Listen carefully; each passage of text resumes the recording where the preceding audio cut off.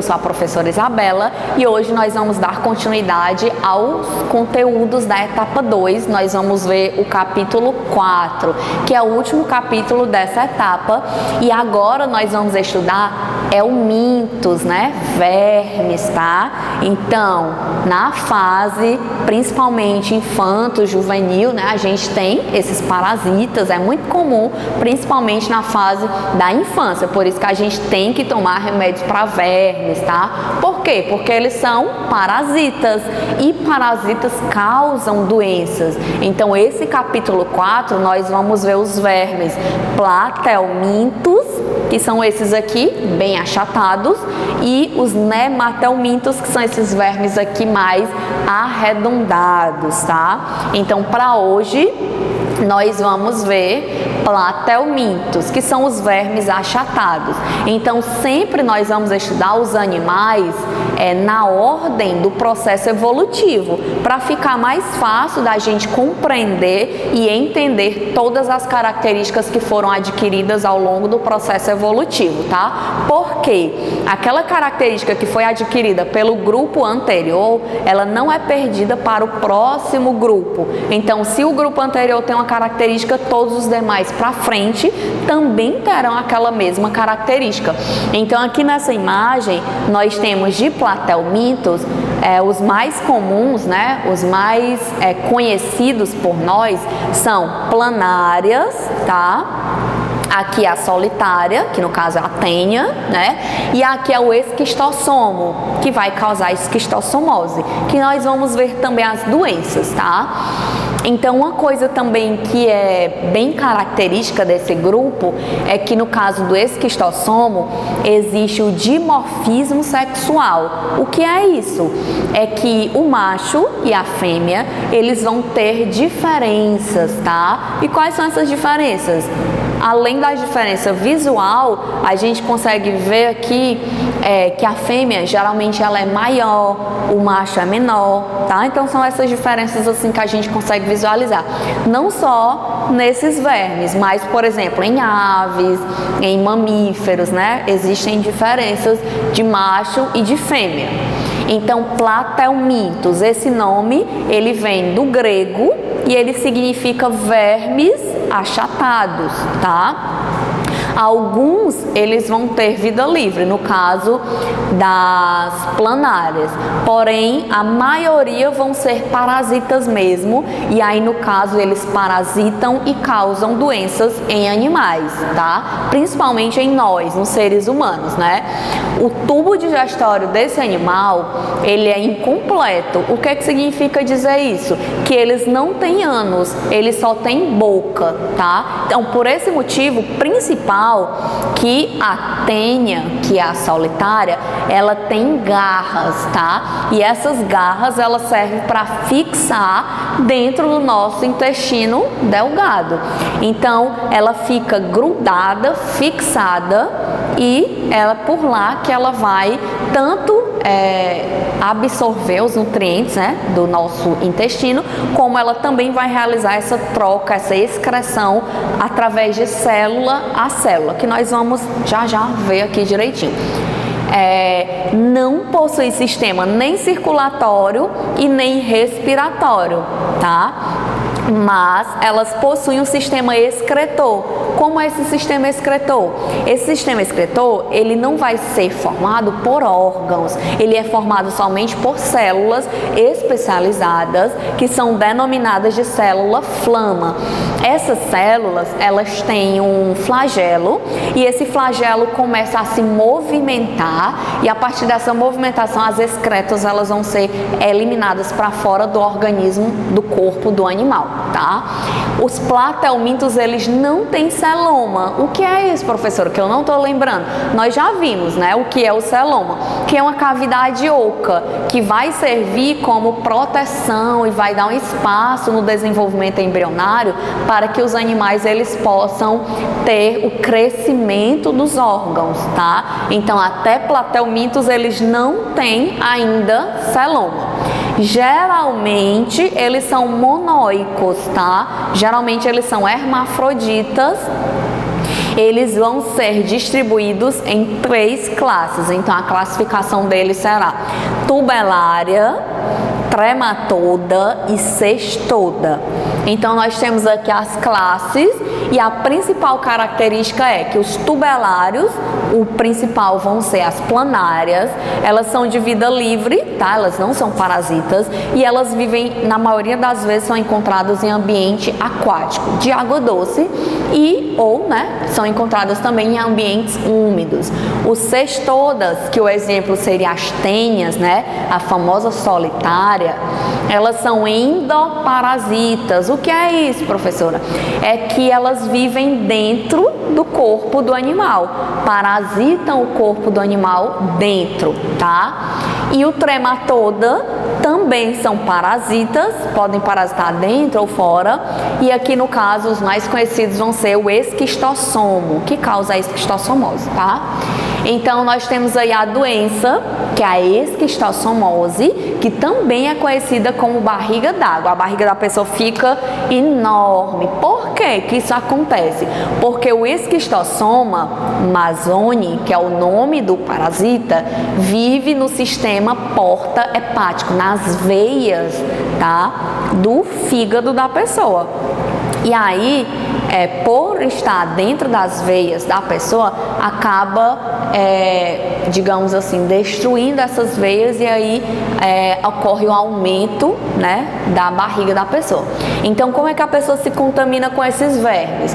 Nós temos aqui o verme adulto vai entrar nas veias do fígado da pessoa, depois a pessoa ela elimina fezes com ovos desse parasita.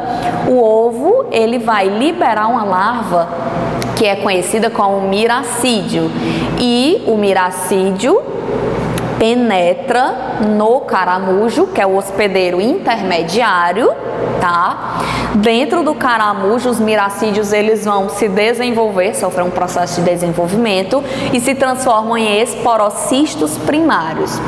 E o que acontece? O esporocisto primário gera esporófito secundário, posteriormente vai se transformar em cercárias, que sai de dentro agora do corpo do caramujo e aí penetra dentro da pele da pessoa.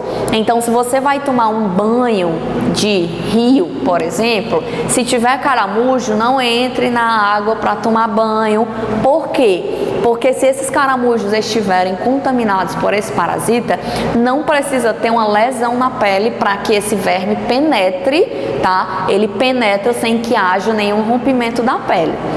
E aí, as cercárias começam a se transformar em esquistossomo, que é o verme, dentro do corpo da pessoa. E aí ocorre novamente todo esse ciclo, tá? Mas quais são os sintomas, professora, que a pessoa vai apresentar? Então, essa doença ela é dividida em 2. Ela pode ser aguda e ela pode ser também crônica. No caso da aguda, são os sintomas iniciais que a pessoa vai apresentar ao se contaminar com esse verme, que seria coceira, na pele, onde o verme entrou, dermatites, pode ter febre, falta de apetite, pode apresentar vômito, diarreia, pode ter perda de peso.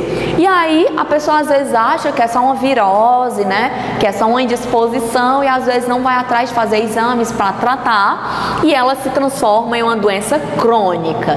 Quais são os sintomas, da crônica? Seria diarreia, prisão de ventre. E aí, quando a doença ela evolui bastante, ocorre o aumento do fígado, Então, o fígado ele fica aqui nessa parte aqui direita, do nosso corpo, e aí ele acaba aumentando demais, e o baço, que fica logo abaixo, ele também aumenta muito, tá? Então, consequentemente, a pessoa pode desenvolver cirrose, que é a inflamação do fígado, pode apresentar também hemorroidas, o abdômen ele fica muito dilatado por conta do acúmulo excessivo de plasma, tá? E aí por isso que a barriga fica muito grande, Caracterizando aí o outro nome da doença, que seria barriga d'água. Qual é o tratamento? Geralmente o tratamento é tomar medicamentos específicos para matar esse parasita. A outra doença é teníase, como o próprio nome já diz, é causada pela tênia, tá? Então, a Taenia solium, ela vai ter como hospedeiro intermediário o porco, e a Taenia saginata vai ter o hospedeiro intermediário o gado. E a pessoa, né, que vai ser contaminada por esse parasita, vai ser o hospedeiro definitivo. Esse é no caso quando a pessoa tem teníase. Nós vamos ver a outra doença, que é no caso quando a pessoa tem cisticercose, que é quando o cisto dessa tênia se aloja ou na medula ou, né, no crânio, no cérebro da pessoa, e aí causa outra doença que nós vamos ver aqui. Então, essa doença aqui, o pessoal fala assim, muito comum, né? Quando a pessoa come muito e não engorda, o pessoal fala, parece que tem uma solitária, né? Por quê? Quando a pessoa tem uma solitária, ela vai se alimentar muito, porém ela não engorda. Por quê? Porque tem um verme de aproximadamente 6 metros dentro do seu intestino delgado, né? O nosso intestino delgado tem aproximadamente de 5 metros a 6 metros de comprimento, e o verme, consequentemente, vai viver dentro do intestino, e ele também poderá ter esse comprimento todo, tá? Então, como é que a pessoa ela vai se contaminar? Então, primeiro, as proglótides grávidas são liberadas, né, através das fezes da pessoa contaminada. Então, o ovo com o embrião, que a pessoa foi lá, defecou, e aí ou o porco ou o gado, né, ele vai ingerir o alimento contaminado com esses ovos da tênia. No terceiro passo, a larva oncosfera vai se alojar na musculatura, nos músculos do porco, nos músculos também do boi. Então, quando a gente ingerir a carne mal cozida, tanto do porco como do boi, a gente se contamina, tá? Com esses cisticercos. E aí, esse cisticercos, ele vai ser encaminhado lá para o intestino, e quando chega lá no intestino começa a se desenvolver no animal adulto, né? Então cada partezinha dessa é denominada de proglótide, tá? Então a próxima doença é cisticercose, que também vai acontecer por conta da contaminação da tênia, tá? Só que nesse caso a pessoa vai se contaminar por ovos, e o ser humano não vai ser o hospedeiro definitivo. Nesse caso, ele será o hospedeiro intermediário. No caso da tênia, nós vimos que o porco e o boi, é ele que será o hospedeiro intermediário, tá? Então, quando a pessoa ela ingere os ovos da tênia, a oncosfera liberada atinge os músculos da pessoa ou o cérebro da pessoa e irá formar cisticercos.